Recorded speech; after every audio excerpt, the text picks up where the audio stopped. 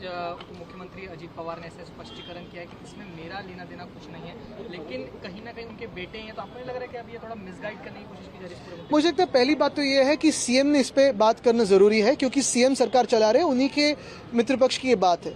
दूसरी बात अभी स्पष्ट होने जा रही है कि बीजेपी का जो एक पुरानी चाल है कि जो भी साथ में आए उनको भी बदनाम करो, जो सामने है उनको भी बदनाम करो।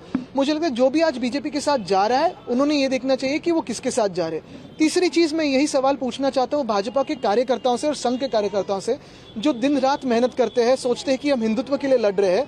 असल में वो हिंदुत्व के लिए नहीं लड़ रहे हैं, भाजपा लड़ रही है। वो सारे जो भ्रष्ट लोग उनके वॉशिंग मशीन में आए हैं, उनकी सफाई के लिए लड़ रहे हैं। तो ये सोच अभी उनके मन में आना जरूरी है, उनके दिल में आनी जरूरी है, और उस पर उन्होंने विचार विमर्श करना जरूरी है, मंथन करना जरूरी है। क्या आपको लगता है महायुति में एक समन्वय नहीं है, इसलिए एक दूसरे पे आरोप प्रत्यारोप लगातार? देखो, महायुति ये वोट चोरी से बनी हुई सरकार है, अभी नोट चोरी में लगी हुई है। आज बिहार इलेक्शन का फर्स्ट फेज कंप्लीट हुआ है, किस तरह से देखते हैं? लगता है इस बार वोट चोरी नहीं की गई? सबसे अहम बात यही है कि आज फर्स्ट फेज कंप्लीट होते हुए भी पिछले 2-3 दिनों में हमने देखा है कि मॉडल कोड ऑफ कंडक्ट को बीजेपी हो या उनके साथी दलों ने उसका पालन नहीं किया है। तो चुनाव आयोग सोया है, जीवित है, क्या है, कहाँ है चुनाव आयोग, ये सबसे बड़ा मुद्दा होता है।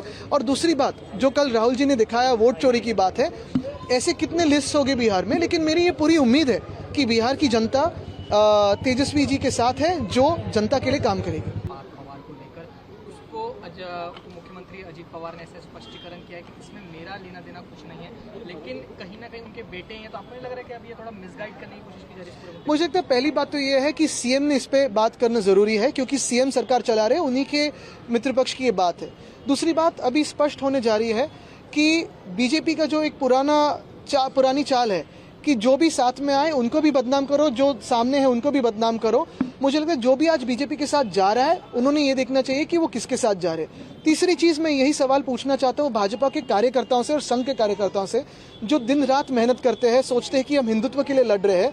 असल में वो हिंदुत्व के लिए नहीं लड़ रहे हैं, भाजपा लड़ रही है। वो सारे जो भ्रष्ट लोग उनके वॉशिंग मशीन में आए हैं, उनकी सफाई के लिए लड़ रहे हैं। तो ये सोच अभी उनके मन में आना जरूरी है, उनके दिल में आनी जरूरी है, और उस पर उन्होंने विचार विमर्श करना जरूरी है, मंथन करना जरूरी है। क्या आपको लगता है महायुति में एक समन्वय नहीं है, इसलिए एक दूसरे पे आरोप प्रत्यारोप लगातार? देखो, महायुति ये वोट चोरी से बनी हुई सरकार है, अभी नोट चोरी में लगी हुई है। आज बिहार इलेक्शन का फर्स्ट फेज कंप्लीट हुआ है, किस तरह से देखते हैं? लगता है इस बार वोट चोरी नहीं की गई? सबसे अहम बात यही है कि आज फर्स्ट फेज कंप्लीट होते हुए भी पिछले 2-3 दिनों में हमने देखा है कि मॉडल कोड ऑफ कंडक्ट को बीजेपी हो या उनके साथी दलों ने उसका पालन नहीं किया है। तो चुनाव आयोग सोया है, जीवित है, क्या है, कहाँ है चुनाव आयोग, ये सबसे बड़ा मुद्दा होता है।